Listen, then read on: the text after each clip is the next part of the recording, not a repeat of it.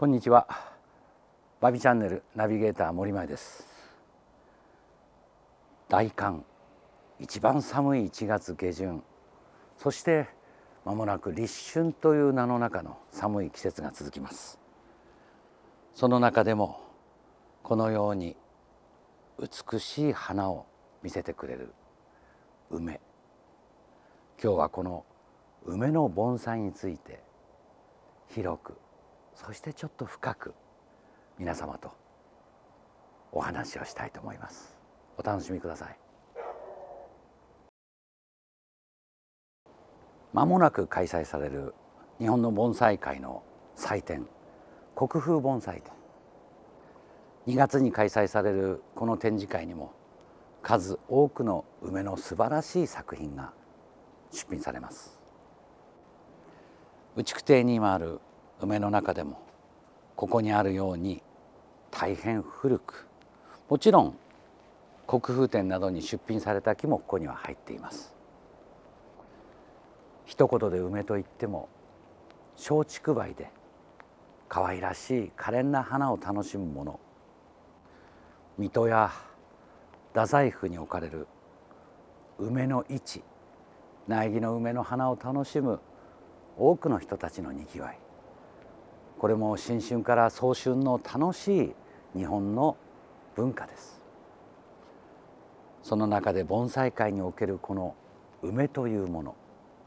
大変深いものがあります。一つ一つの木をよく見れば、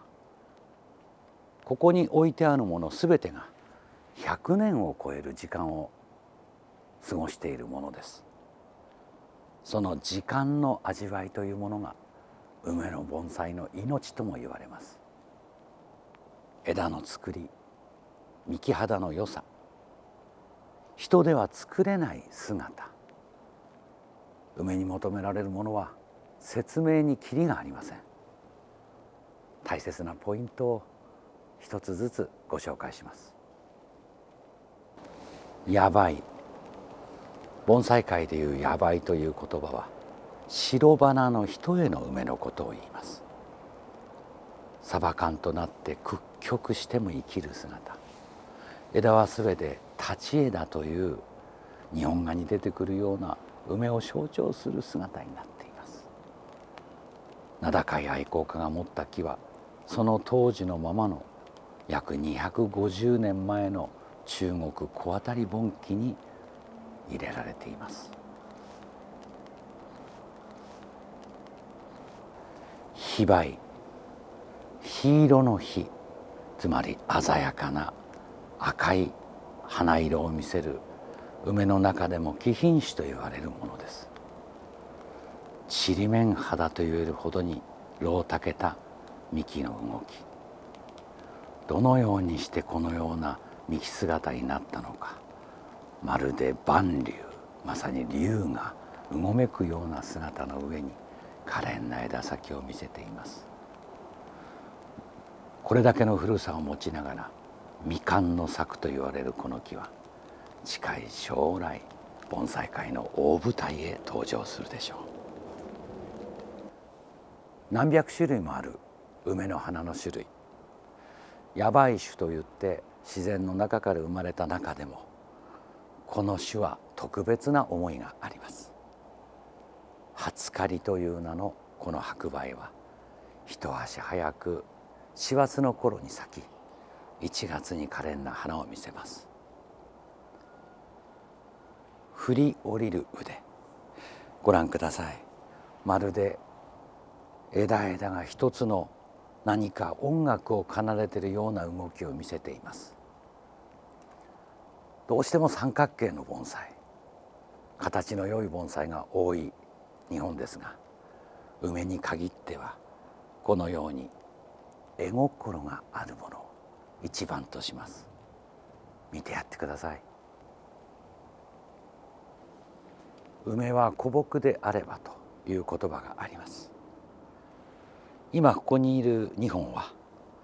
50年近い歳月を過ごしていますが、つい数年前までは畑、つまり地面に植えられて作出を続けたものです。よく見ればまだ幹も枝も若さがあります。先ほどご覧に入れたような初刈りや国風亭に出た梅と何が違うか。古さ、そこから出る枝持ち込み、幹肌が鉢の中で作られたちりめん肌、その微妙な差が梅の本来の価値観を変えていきます。梅というものは形がありません。形がないというよりも、人が作ることを超えた世界を自分の姿で描き出します。ここにある非売もすでに100年を優に超える時間を自分で枝を落とし、残された枝が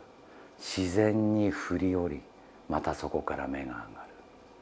そこに美しい非売のまさに宝玉のような花色を今見せています。見上げればまだ2月になる前、月は雪がちらちら降る中にあります。名筆今尾経年が書いたこの寒月の図、そこに降る雪はまさに梅の赤と対照的です。このような野趣味のあるものに添えるものはあまり硬い銅製のものなどではなく、この木彫のようなのどかなもの、まさにどこかにある梅の冬の世界を切り取ったかのような世界。月を置くことでとても有限な世界となっていますが、こんな梅の盆栽の飾りいかがでしょうか。月をかけた梅の席に思う対照的な和歌があります。平安時代から鎌倉時代にかけて活躍した西行法師、この人の歌に「願わくは花の下にて春んしなむ、その如月の望月の頃」。梅の盆栽と相並ぶ日本人の心の一つ、桜を歌った句でありますが、梅になぞらえてもその心は響き渡ります。名高い非売の半県外盆栽です。国風展にも幾度か飾られ、大徳寺の奥書院にも飾られた経歴を持つこの木は、尾の実を少しずつ削り枯らし、そして残された枝々が一つの大きな梅の世界を描き出しています。非売という貴品種、紅色の美しい花の向こうにはウグイス一匹が飛ぶ姿。森一方の筆による空間の中にウグイスを飛ばした絵は、まさに卓抜とした画量が必要です。あえて梅にウグイス、紅花にウグイスというところを考えて、脇に置くのどかなくず屋は京焼の白を用いました。同じ梅を飾るとしても、そこにある景色は掛け軸や添えに置くもので大きく変わります。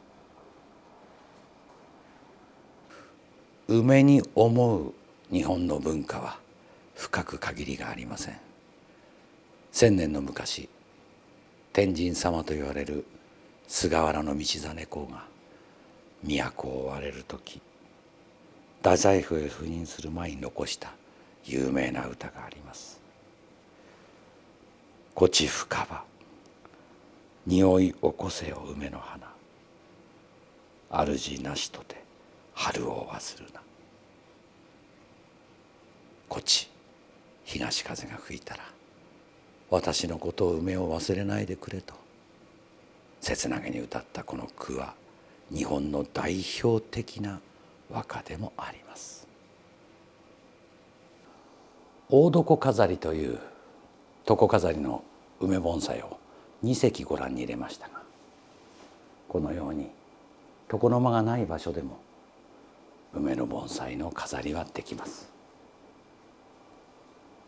細き中に込められた梅にしか出ない線、